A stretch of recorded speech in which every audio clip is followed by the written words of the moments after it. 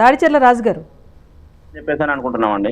Yes రాజు గారు చెప్పండి. ఇంకా మహిళలు ఆల్రెడీ రాష్ట్ర మహిళా అధ్యక్షురాలే వెళ్ళి ధర్నా చేసిన సందర్భం మనం చూసాం. మహిళలకు కాంగ్రెస్ పార్టీ ప్రయారిటీ ఇవ్వలేదని చెప్పేసి ఇప్పుడు మళ్ళీ క్యాబినెట్లో ఏమైనా మహిళలు కూడా పదవులు ఆశించారు కానీ ఎవరికి ఇవ్వలేదు అన్నది కూడా వచ్చింది. సో మహిళల ప్రాధాన్యతకు సంబంధించి కాంగ్రెస్ పార్టీలో ఏం చెప్తారు?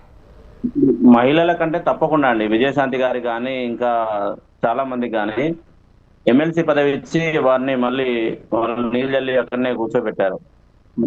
ఏదైతే కేసీఆర్ చేశారో అప్పుడు మహిళలకి ప్రాధాన్యత లేకుండా మహిళల్ని పక్కకు పెట్టాడో ఇప్పుడు అదే బాటలో మళ్ళీ రేవంత్ రెడ్డి గారు కూడా నడుస్తున్నారు. అప్పుడు కూడా బీసీలకు అన్యాయం చేయడం జరిగింది, మాదిగలకు అన్యాయం చేయడం జరిగింది, మహిళలకు అన్యాయం చేయడం జరిగింది. అదే బాటలో మళ్ళీ రేవంత్ రెడ్డి గారు అదే విషయంగా మళ్ళీ అదే చేస్తున్నారు. మహిళలని ఎప్పుడైతే మనము పక్క పెట్టామనుకోండి, ఒక ఇంట్లో ఒక ఆడపిల్ల అయితే ఏడిస్తే ఎలా ఉంటుందో శోకం ఉంటుందో అలాగే మహిళలను కూడా మనం చాలా గౌరవంగా చూసుకుంటే ఎక్కడైతే మహిళలు పూజింపబడతారో మహిళలు గౌరవింపబడతారో అప్పుడే మనం రాష్ట్రం కూడా సుభిక్షంగా ఉంటుందని చెప్పేసి నేను అనుకుంటున్నాను. రైట్ రాజు గారు, ఇక ఎస్సీల విషయానికి వస్తే ఎస్టీల విషయానికి వస్తే కూడా అన్యాయం జరిగింది. సో ఎస్సీ మాదిగలతో కంపేర్ చేస్తే మాలల కంటే ప్రాధాన్యత ఇచ్చారు, మాదిగలకు అంత ప్రయారిటీ ఇవ్వలేదన్న అంశం కూడా తెర మీదకి వస్తుంది. ఈ విషయంలో మాదిగలకు ప్రయారిటీ ఇవ్వకపోవడానికి కారణం అనేది తప్పకుండా బలగుద్ది చెప్పొచ్చండి. మందకృష్ణ మాదిగ గారు ఏబిసిడి వర్గీకరణ కోసము మాదిగలను ఏదైతే అట్లా చేయాలని చెప్పేసి విభజన చేయాలని చెప్పేసి చూసారో ఆ విధంగా కేంద్రం నుంచి మనకి ఎప్పుడైతే మాదిగలకు సపోర్ట్ వచ్చిందో వాళ్ళను కంపల్సరీగా సపోర్ట్ వచ్చిందో ఆ విషయంగానే ఇప్పుడు మీరు అప్పుడు మద్దతు అక్కడ వలికిరు కాబట్టి మీరు మాదిగలకి దూరం పెట్టేసి మాలల్ని నెత్తలు పెట్టుకొని చేస్తున్నారు. అలాగే ఒక్కింట్లోనే చూడండి, ఇప్పుడు మాదిగ అని పక్క పెడితే మాలలకు చూసుకుంటే పెద్దపల్లి వెంకటస్వామి వారి వివేక్ గారు కానీ వెంకటస్వామి వివేక్ గారు కానీ వాళ్ళ తమ్ముడు కానీ వాళ్ళ కొడుకు కానీ వీళ్ళందరూ కూడా చూడండి ఎలా ఇచ్చారు. ఒక్కింట్లోనే ఇన్ని పదవులు ఇస్తే కాంగ్రెస్ పార్టీలో కార్యకర్తలు ఎంతో కష్టపడి ఎంతో మంది ఉన్న వాళ్ళు ఉన్నారు, చాలా మంది అట్లా అనుకుంటే మరి వాళ్ళకు కూడా న్యాయం జరగాలి కదా. తీవ్ర అన్యాయం చేశారండి. ఎమ్మెల్యే ఉన్నారు, 2 ఎమ్మెల్యేలండి, ఒక ఎంపీ ఉన్నారు, మళ్ళీ ఇప్పుడు మంత్రి పదవి కూడా వచ్చింది. ఒక్కింట్లోనే 4 పదవులు. చెప్పండి. అంటే రాజమోహన్ గారు మాలలకు కాస్త ప్రయారిటీ ఇచ్చారంటే కీలకమైన నేతలు ఉండబట్ట ఆల్రెడీ బట్టి విక్రమార్క ఉన్నారు, స్పీకర్ ప్రసాద్ గారు ఉన్నారు. సో ఇలాంటి కీలకమైన నేతల ప్రెజర్ ఏమైనా ఉండిందా మళ్ళీ వారికి అవకాశం దక్కడానికి? ఇప్పుడు మందకృష్ణ పోరాటం చేసిందే మాదిగలకు సామాజికంగా న్యాయం జరుగుతలేదు, ఇన్ అడ్వాన్స్ మాలలు ఉన్నారనేది పోరాటం చేసిండ్రు. ఆ పోరాటం చేసి చివరికి సఫలీకృతుడైండు. ఈ సఫలీకృతుడయ్యే వరకే ఎస్టాబ్లిష్ అయినటువంటి ఫ్యామిలీస్ వాళ్ళు సీట్లు తెచ్చుకున్నారు, గెలిచిండ్రు. ఇప్పటి నుండి సమపాలనలో వాళ్ళకు పదవులు తప్పకుండా హైకమాండ్ గుర్తిస్తుంది, ఇస్తుంది. ఎందుకంటే రిజర్వేషన్స్ చార్ట్ కూడా అట్లా వచ్చేసింది కదా, ఏబిసిడి వర్గీకరణ కూడా అయిపోయింది. ఇంప్లిమెంటేషన్ చేసే క్రమంలో ఫస్ట్ ఇంప్లిమెంటేషన్ నిన్నటి మంత్రి పదవులు రెండు చెరొక వర్గానికి ఇవ్వడం కూడా జరిగింది. ఇప్పటి నుండి సమపాలనలో వాళ్ళు తప్పకుండా హైకమాండ్ నిర్ణయం తీసుకుంటుంది. స్టేట్ గవర్నమెంట్ కూడా రేపు మీరు ఒప్పుకుంటారు ఇక్కడ, అంటే ఇక్కడ క్యాస్ట్ అని కాదు కానీ బీసీలకు ఇవ్వాల్సిన రిజర్వేషన్ ప్రకారం ఆలోచిస్తే మాలలకు కాస్త పెద్దపీట వేశారని స్పష్టం. మల్లు రవి గారికి ఎంపీ సీట్ కానివ్వండి, లేకపోతే ఇప్పుడు మళ్ళీ వివేక్ గారికి చాయిస్ ఇవ్వటం కానీ ఆ కంపారిజన్ అనేది రేపు మాదిగల మధ్యన వచ్చేటప్పుడు దానికి రేవంత్ సర్కార్ దగ్గర ఆన్సర్ ఉందా? మళ్ళీ తప్పకుండా ఉంటుంది. ఎందుకంటే ఇప్పటి నుండి ఇప్పుడు ఎప్పుడైతే విభజన జరిగినటువంటి అంశం ఉందో అప్పటి నుండి తప్పకుండా సమపాలనలో పదవులు రావడం అనేది జరుగుతూ ఉంటుంది. రేపటి ఎలక్షన్స్ ఉంటాయి, పంచాయతీ ఎలక్షన్స్ ఉంటాయి, జిల్లా పరిషత్ ఎలక్షన్స్ ఉంటాయి. అందులో మాలలకు మాదిగలకు ఆ నిష్పత్తిలోనే సీట్లు ఇవ్వడం జరుగుతుంది. మొన్న ఏబిసిడి వర్గీకరణ ఎట్లయితే చేసిండ్రో దానికి అనుకూలంగానే వాళ్ళ రిజర్వేషన్స్ ఇవ్వడం జరుగుతుంది హైకమాండ్. రైట్. బీఆర్ఎస్ నేత సయ్యద్ మసూద్ గారు కూడా జాయిన్ అయ్యారు, మాట్లాడదాం. సయ్యద్ మసూద్ గారు, గుడ్ ఈవినింగ్ అండి. నమస్కారం అండి. సారీ అండి, కొద్దిగా నమాజ్ వాళ్ళకి లేట్గా జాయిన్ అయినా. ఓకే అండి. ఏం లేదు, అంటే కాంగ్రెస్ పార్టీ కులగణన సామాజిక న్యాయం అనే ఒక నినాదంతో ముందుకు వచ్చింది కానీ ఆ కుల సమీకరణాల విషయంలో మాత్రం క్యాబినెట్ మినిస్ట్రీ పదవులు ఇచ్చే అంశంలో కాస్త ఫెయిల్ అయింది.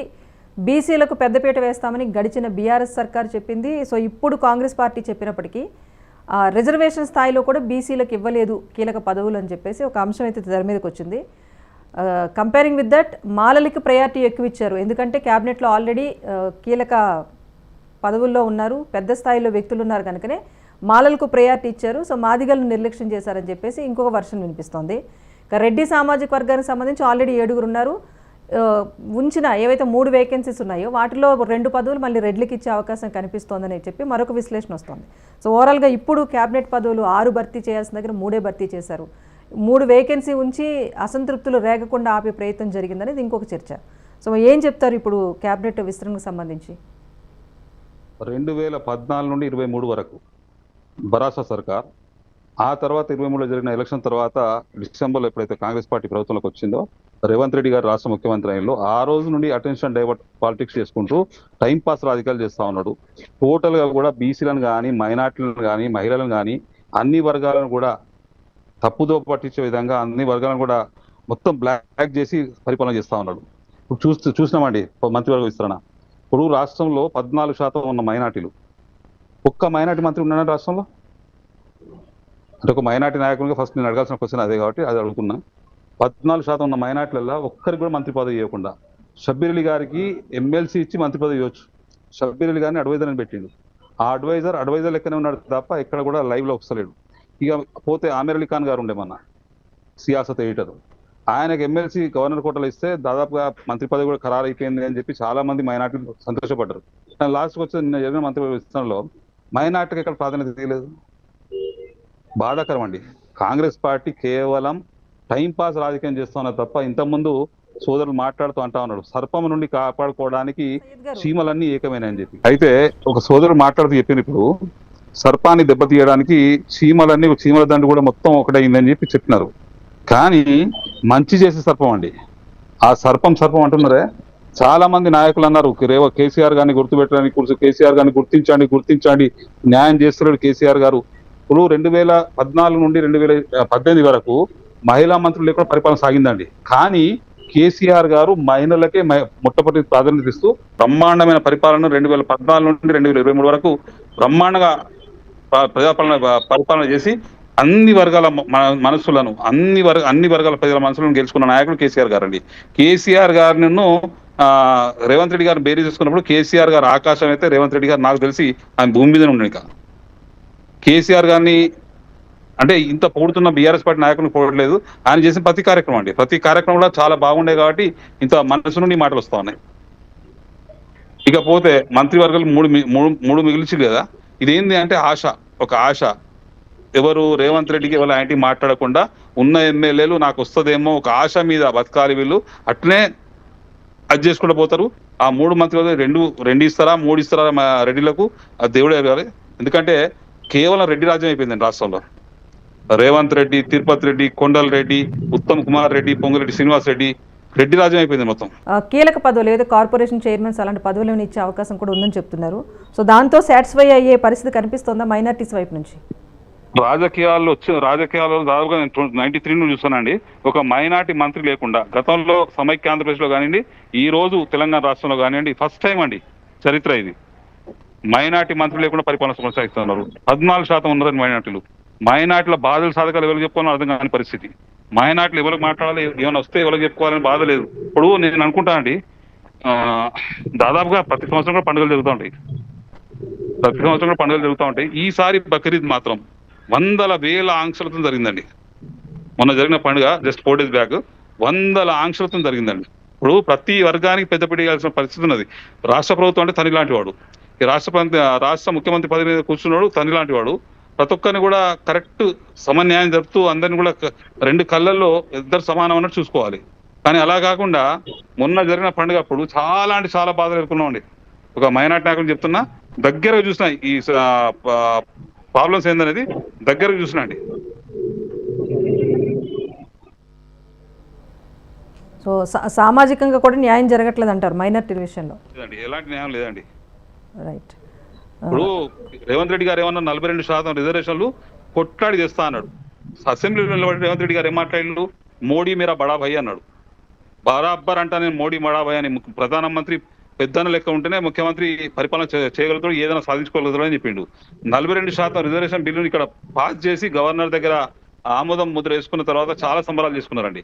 అట్టి పత్రాన్ని మరి ఆమోదించిన రిజర్వేషన్ ని కేంద్రం పంపించారు కదా, మరి రేవంత్ రెడ్డి గారు ఎందుకు పోయి దాన్ని సాధించుకోలేకపోతా ఉన్నాడండి? మీరు మోడీ గారితో బాగానే ఉన్నారు కదా అన్ని విషయాలలో. ఇప్పుడు మోడీ డైరెక్షన్ లో మైనార్టీ మంత్రి పదవి ఇవ్వలేదంటే ఇవ్వద్దు అని చెప్తే ఆయన ఇవ్వలేదు. కేంద్రంలో మంత్రి మైనార్టీలు లేడండి, రాష్ట్రంలో మంత్రులు లేడండి మైనార్టీలు. మోడీ డైరెక్షన్ తెలంగాణ కొనసాగుతున్నది. అలాంటప్పుడు మరి మోడీ గారు ఇంత మంచిగా రేవంత్ రెడ్డి గారు మాటింటున్నప్పుడు రేవంత్ రెడ్డి గారు మోడీ మాట వింటున్నప్పుడు ఆ 42% రిజర్వేషన్ ఏదైతే ఫైనల్ చేసిందో దాన్ని సాధించుకోవచ్చు కదా. కేవలం మనుషులను తప్పుదోవ పట్టించే విధంగా, కేవలం బీసీలకు కల్లబొల్లి మాటలు చెప్పే విధంగా రిజర్వేషన్ అది ఏదైతే చేశారో అది మొత్తం తప్పుల తడక అండి. తప్పుల తడకగా ఉంది కాబట్టి దాన్ని అక్కడ ఆమోదం పొందలేకపోతుంది. తప్పుల తడకగా ఉంది కాబట్టి అది వీళ్ళు గట్టిగా అడగలేకపోతున్నారు. నేను అనేది అది రాధన్న నేను అనేది ఏంటంటే వాళ్ళ పార్టీకి సంబంధించిన తీన్మార్ మల్లన్న గారు దీన్ని ఖండించిన తర్వాత ఆయన సస్పెండ్ చేస్తున్నాం అన్నారు. మొన్న చూస్తుండే ఒక సభలో నల్గొండలో తీన్మార్ మల్లన్న చేయి పట్టుకుపోయి రేవంత్ రెడ్డి గారు మా జ్యోతి వెలిగిస్తా ఉన్నాడు. అంటే తీన్మార్ మల్లన్న పార్టీలో ఉన్నట్టా లేనట? తీన్మార్ మల్లన్న బీసీల గురించి మాట్లాడినప్పుడు ఆయన మీద కన్నెర చేసిన రేవంత్ రెడ్డి గారు మళ్ళీ మన సభలో చేయి ఎందుకు పట్టుకున్నట్టు? అంటే కాంప్రమైజ్ అయిపోయాలంట. నేను కొట్టిన చేస్తాను, ఏడ్చినట్టు చేయనట. అదే పార్టీలో ఎవరైతే ఉన్నారో ఎవరైతే బీసీ గలమెత్తుకొని ఉన్నారో వాళ్ళని గొంతు నొక్కడం కోసము వాళ్ళను చివరికి ఏదైనా కాళ్ళు పట్టుకోవడానికైనా ఎక్కడికైనా దిగజారి ఏదైనా చేయడానికైనా కూడా రెడీ అయ్యడం ఉన్నారు. ఈ కాంగ్రెస్ ప్రభుత్వంలో బీసీలకు న్యాయం జరుగుతుంది అని చెప్పేసానంటే నమ్మకం కోల్పోయింది. ఈ పథకాలకి ఏదైతే ఉందో ఈ ఉచిత హామీ పథకాలు కానీ 6 గ్యారంటీలు 420 మోసాలతోటి వీళ్ళు గద్దెనెక్కిరు. ఈ గద్దెనెక్కిన విషయం మర్చిపోవడం కోసము ప్రతి ఒక్క విషయంగా 6 గ్యారెంటీలు 14 హామీలండి. 6 గ్యారెంటీలు. సరే, మీ సందేహాలకు ఆన్సర్ కూడా చెప్పండి రాజమోహన్ గారు. చెప్పండి, ఇప్పుడు మైనార్టీల విషయంలో బీజేపీతో కాంప్రమైజ్ అయ్యి కాంగ్రెస్ పార్టీ ముందుకు వెళ్ళింది అన్నది సయ్యద్ గారి వర్షన్. ఏం చెప్తారు? మైనార్టీస్కి ఫస్ట్ పొజిషన్లోనే ఫస్ట్ మినిస్టర్ ప్రమాణ స్వీకారం ఉంటే ఒక పోస్ట్ వచ్చేది, కానీ ఎమ్మెల్యే లేడు.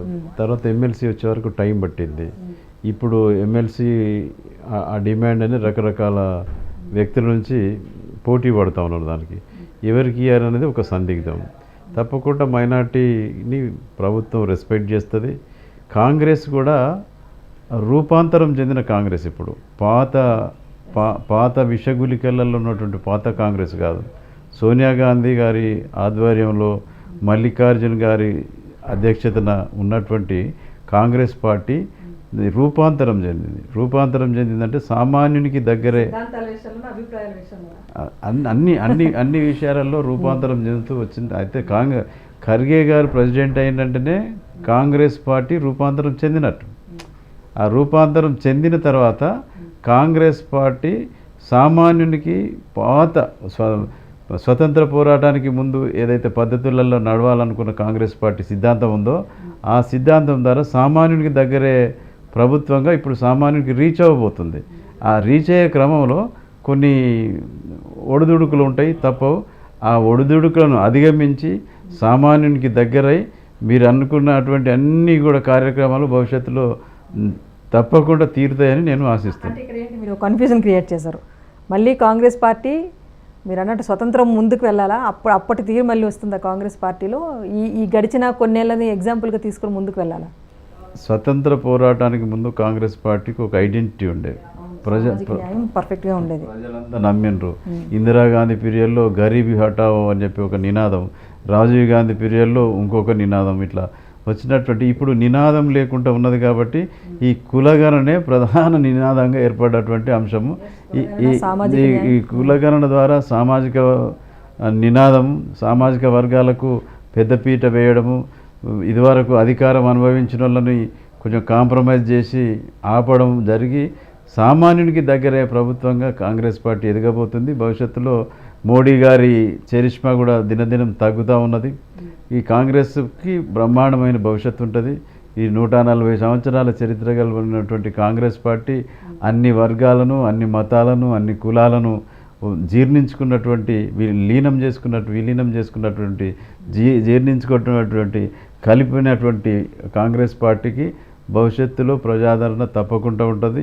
ఈ మత సిద్ధాంతం మీదనో కుల సిద్ధాంతం మీదనో రాకుండా కాంగ్రెస్ పార్టీ ఇది ఒక లౌకిక రాజ్యం, ఒక డెమోక్రటిక్ పంతాలు, ఒక లౌకిక రాజ్యంగా ఏర్పడేట్టు అన్ని మతాలు అన్ని కులాలు కూడా ఇలా జీవించగలిగేటువంటి ఒక సముద్రం లాంటిది. అన్ని జీవరాశులు ఇట్లా సముద్రంలో బతుకుతాయో అన్ని రకాల కులాలు మతాలు ఈ అంటరానితనం అస్పృశ్యతను పోగొట్టినటువంటి పార్టీ కాంగ్రెస్ పార్టీ.